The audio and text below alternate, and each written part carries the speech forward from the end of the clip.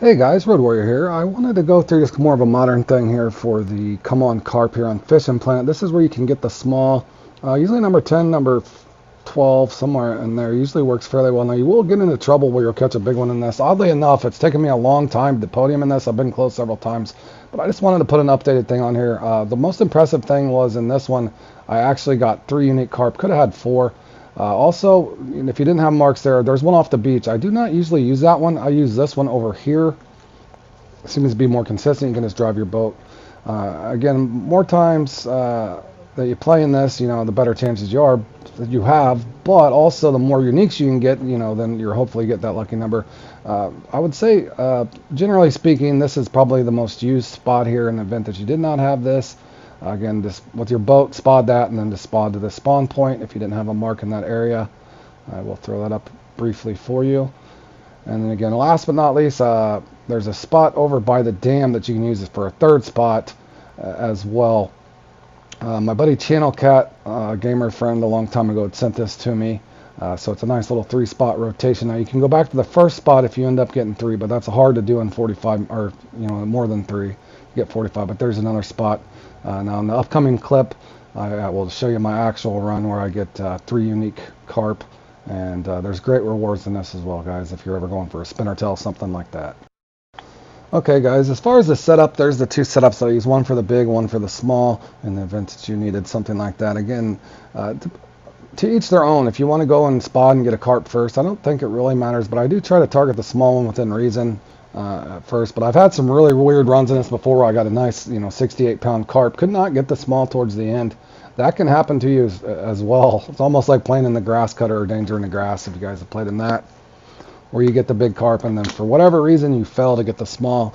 There's my Lake Placid mix that I did use in this run. Just kind of showing you here. Just drive over here and spot it out in your entirety. Also hook sizes, number 12-0 or number 14-0. I did do well before with the 12-0.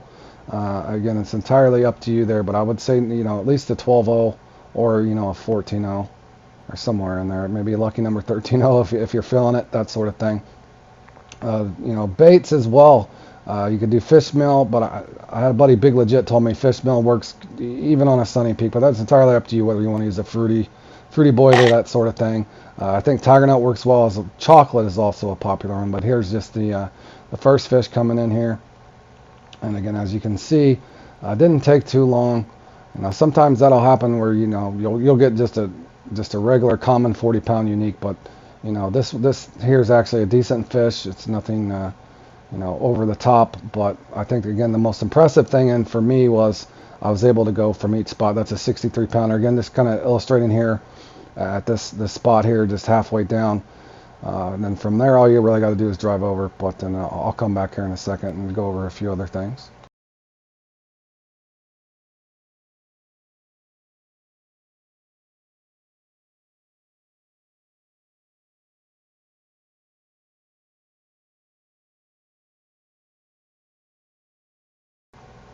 Also in this spot in particular, kind of be careful, pay attention to your slack. As you can see there, that's kind of slacked and kind of running over. And then I kind of put a little bit of tension back on the line. Just got to be aware that they're not pulling you over into the grass in this spot. And again, you can just spot the close spot, but as you can see here, it didn't take me very long at all.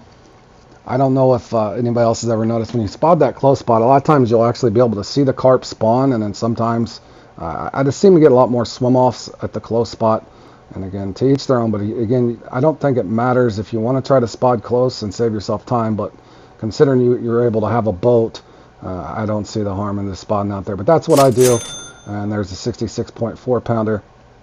Now going over here to the dam, just kind of showing you this did work in this exact same run here. I did end up getting another one out of this area as well.